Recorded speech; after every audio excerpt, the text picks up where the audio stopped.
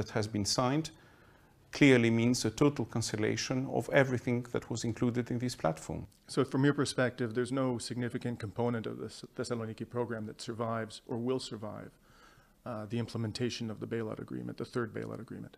Absolutely nothing. Absolutely nothing. The agreement that has been signed amounts to, keeping everything that has been done during those 5 last years and actually deteriorating much further the situation in all kinds of ways. Just to mention some examples, the very limited legislation that has been passed by the Syriza government in those 6 months will be repealed, right? With the exception of the bill on the humanitarian crisis, which itself was a very, very reduced version of what was included in the Thessaloniki program, about 1/6 of the overall budget that was planned. Then there is, strictly speaking, a prohibition of doing anything that was included in this platform, either explicitly, as in the case of the labor legislation, which has to be maintained as it is. There is even a mention of a law which will deal with labor conflict, so we have to expect a further limitation of union rights, actually, in the forthcoming period. Absolutely no question about raising the minimum wage. And also, every law that will be passed in the future will have to be submitted to the Troika, which is now called the institutions, before being submitted in the Greek parliament. I mean, such a denial of Greek sovereignty, such, a devaluation of any even parliamentary procedure hasn't happened even, before, even during the previous governments. Are you referring to any laws that have a fiscal impact or even those that have no fiscal impact? The agreement is quite clear. This is about any law.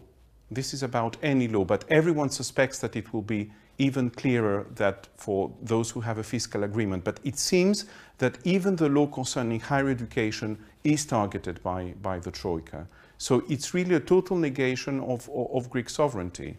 And let me add to this one more thing. One of the main lines of demarcation, and I forgot to mention that in the list, was of course the question of privatization. The Thessaloniki program was about preventing any further privatization and on the contrary guaranteeing that the basic infrastructures of the country, including some that had been privatized, would return in public hands. Now we know that the list of privatization was scaled up to an incredible amount, 50 billion euros. No one knows how this target can be achieved. Probably the Acropolis will have to be sold, or Greek islands as well, because everyone knows that the public assets in Greece do not make up for that amount. But what is most important is that the agency that will deal with those privatization will be totally controlled by the Troika. Initially, they wanted even it to be based in Luxembourg.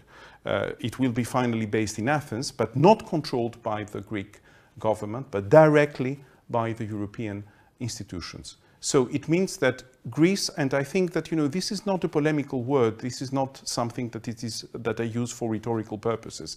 It's really a recolonization of Greece that is happening, and that is very systematically and consciously planned with this signed agreement. Now, we've had the opportunity during our visit in Athens to speak to Kostas Lapavitas, another member of the Left platform and a sitting member of parliament, as you know. And we also heard him speak with great conviction about the Greece's place within the monetary union at the Democracy Rising conference. And he's quite clearly expressed the view that so long as Greece remains within this monetary union, the re-adoption or the implementation of progressive policies is simply impossible. What is your view on the possibility of achieving progressive change within the monetary union? Well, unsurprisingly, I totally agree with Kostas on this, and this is actually the position of the Left platform as such, and this has been the position of the Left platform since the start of the crisis and of that period. So that was the main line of confrontation within Syriza. And I think that it's quite rare, actually, in politics, perhaps even in history, to be vindicated so clearly, so quickly, and so blatantly, I would say.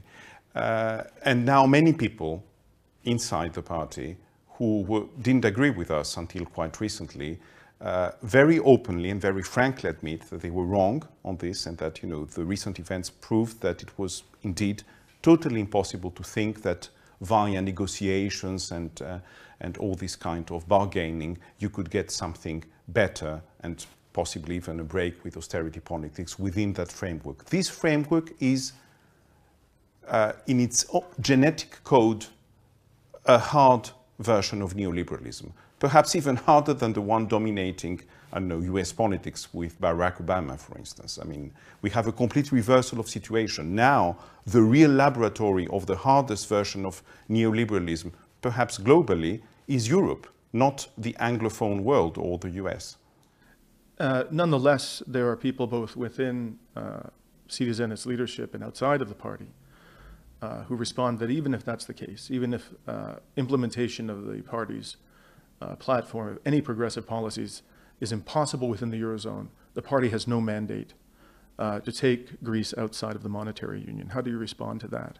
Well, it's quite clear. I mean, you know, it's true that the position with which Syriza won the elections was to break with the euro, pardon me, to break with austerity, but remaining within the Eurozone. But these two levels do not have the same value, you see, because if it is about staying the euro at any cost, then, you know, Syriza is just totally irrelevant. The electorate would have voted for Mr. Samaras or the other pro-austerity parties, because that was their line. We should stay in the euro at any cost, right? And so the essential point of Syriza's mandate was about breaking with austerity. And then, of course, and in the recent months, various high-ranked people in the government, not members of the left platform, had admitted that, you know, if things go wrong with the negotiations, if they didn't listen to us and do not accept our fundamental demands, then we would ask the people to give their opinion. And in a way, this is what happened with the referendum. The referendum was about rejecting the set of proposals submitted by Mr. Juncker, who, it has to be said, are a much milder version of the agreement that has been signed. And they were rejected by the Greek electorate. So I think that the mandate of the referendum was a step forward compared to the mandate of January the 25th. People said, we don't want austerity, whatever it takes, because the atmosphere of the referendum was